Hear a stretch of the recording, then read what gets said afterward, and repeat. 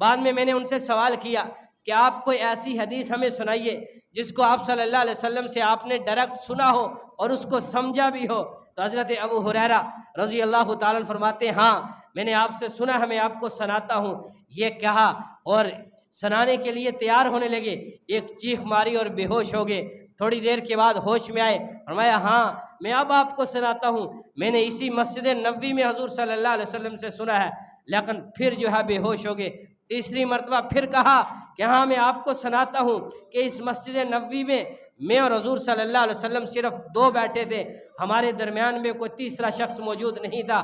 آپ صلی اللہ علیہ وسلم نے مجھے فرمایا ابو ہریرہ جب بروز محشر اس ساری انسانیت کا حساب لیا جائے گا، لوگ گھبراہٹ کے اس عالم میں ہوں گے کہ پورے کھڑے بھی نہیں ہو سکیں گے، اتنے حوصلے ٹوٹ چکے ہوں گے، لوگ گھٹنوں کے بل کھڑے ہوں گے۔ اللہ حساب و کتاب لے رہا ہوگا، لیکن حساب و کتاب جب ہوگا تو سب سے پہلے جن تین شخصوں کو اللہ جہنم میں داخل کرے گا وہ ایک سب سے بڑا عالم ہوگا، ایک سب سے بڑا سخی ہوگا، ایک مجاہد ہوگا جہاد فی سبیل اللہ۔ اللہ ان تین شخصوں سے اپنی جہنم کی جو ہے ابتدا کریں گے، عالم سے پوچھیں گے کہ تو نے کیا کیا؟ وہ کہے گا یا اللہ تیرا دین پڑھا پڑھایا دنیا میں پھیلایا۔ فرمایا یہ تو نے میرے لیے نہیں کیا تھا، یہ شہرت کے لیے کیا تھا کہ دنیا تو نے بڑا عالم کہے، تو نے دنیا دوسروں سے مناظرے کے لیے کیا تھا، اپنا علم جتلانے کے لیے کیا تھا، اہل علم کے ساتھ بحث و مباحثے کے لیے کیا تھا۔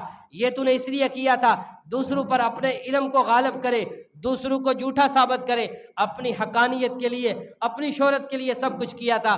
فرشتوں کو حکم دیں گے اسے گھسیٹ کر جہنم میں پھینک دیا جائے۔ پھر فرمایا کہ ایک ایسے شخص کو لایا جائے گا جس نے بڑے جنگی مارکے کیے ہوں گے، اسلام کے لیے جنگیں لڑی ہوں گی، کارنامے انجام دیے ہوں گے، اللہ کے راستے میں شہید ہوا ہوگا۔ اللہ فرمائیں گے کیا کیا؟ یا اللہ ایک جان دی تھی وہ بھی تیرے نام پر قربان کر دی۔ اللہ فرمائیں گے تم جھوٹ بول رہا ہے، تم نے یہ سب کچھ اس لیے کیا تھا دنیا کی شہرت کے لیے، ناموری کے لیے، تمہاری بہادری کی تذکرے ہوں گے، تمہاری سپاہ گری کے تذکرے ہوں گے، تم دنیا میں اپنے شہرت چاہتے تھے سو وہ دنیا میں مل چکی ہے۔ اس کو بھی فرمایا جائے گا اسے گھسیٹ کر جہنم میں پھینک دیا جائے۔ تیسرا وہ شخص ہوگا جس کو اللہ نے مال و دولت دیا ہوگا، اس نے سخاوت کی ہوگی، بھوکوں کو کھانا کھلایا ہوگا، ننگوں کو کپڑے پہنائے ہوں گے، ناداروں غریبوں کی مدد کی ہوگی، بڑا مال خرچ کیا ہوگا۔ وہ اللہ سے کہے گا یا اللہ تو نے دولت دی تھی، تیرے نام پر خرچ کی تھی۔ اللہ فرمائیں گے تم جھوٹ بول رہا ہے، تم نے یہ سب کچھ دنیا کی شہرت کے لیے کیا تھا کہ دنیا تجھے بڑا سخی کہیں گے، دنیا تجھے خرچ کرنے والا کہے، سو تیری سخاوت کی شہرت اور چرچے دنیا میں ہو چکے ہیں۔ اور اللہ فرمائیں گے اس کو بھی گھسیٹو اور جہنم میں پھینک دو۔ ابو ہریرہ رضی اللہ تعالیٰ عنہ کہتے ہیں آپ صلی اللہ علیہ وسلم میں سامنے دو زانو بیٹھا تھا، میرے ران کے اوپر ہاتھ مار کر کہا ابو ہریرہ ان شخصوں سے جہنم کی ابتدا کی جائے گی۔ یہ سنایا اور ابو ہریرہ رضی اللہ تعالیٰ عنہ رونے لگے۔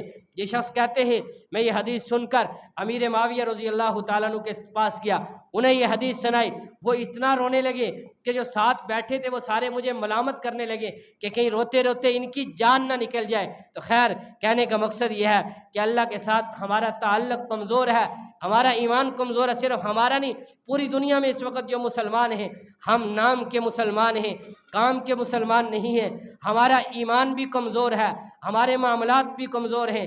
آج ہر اعتبار سے کمزوری اس لیے ہے کہ اللہ کے ساتھ ہمارا تعلق کمزور ہے۔ میں نے اس طرح کے پہلے آیت پڑھی تھی کہ اللہ فرماتا ہے یمسسک اللہ بضر فلا کاشف لہ، اگر اللہ تمہارے ساتھ کسی برائی کا کسی مصیبت کا ارادہ کر لے فلا کاشف لہ، اسے دنیا کی کوئی طاقت تم سے رد نہیں کر سکتی، تمہیں اس سے بچا نہیں سکتی۔ وَإِن يُرِدْكَ بِخَيْرٍ فَلَا رَادَ لِفَضْلِهِ، اور اگر اللہ نے تمہارے لیے خیر کا فیصلہ کر لیا تمہارا کوئی دشمن تم سے وہ خیر وہ اچھائی چھین نہیں سکتی۔ تو اکبر اعلیٰ آبادی نے کہا تھا کہ خدا سے مانگ جو کچھ مانگنا ہے اکبر، یہی وہ در ہے کہ ذلت نہیں سوال کے بعد